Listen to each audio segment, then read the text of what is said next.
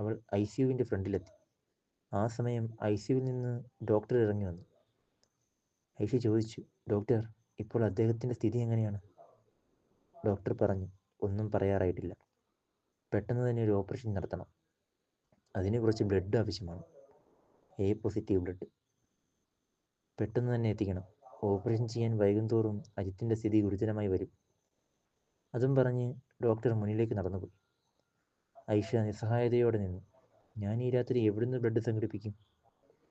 സഹായിക്കാനാണെങ്കിൽ ആരുമില്ല. അവൾ തളർന്ന് കസാരയിലേക്കിരുന്നു. അവൾ കൈകൾ കൊണ്ട് അവളുടെ കണ്ണുകൾ തിരുമ്മി. അവളുടെ ആ പഴയ ഓർമ്മകളിലേക്ക് കടന്നുപോയി. അവരുടെ വിവാഹ ജീവിതവും എല്ലാം അവളുടെ മനസ്സിൽ ആ നിമിഷം വന്നുപോയി.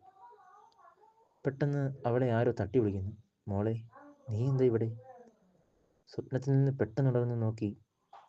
അത് അവർ പാലക്കാട് താമസിച്ചു കൊണ്ടിരുന്നപ്പോൾ അയൽവക്കത്ത് താമസിച്ചിരുന്ന ഒരമ്മയാണ്.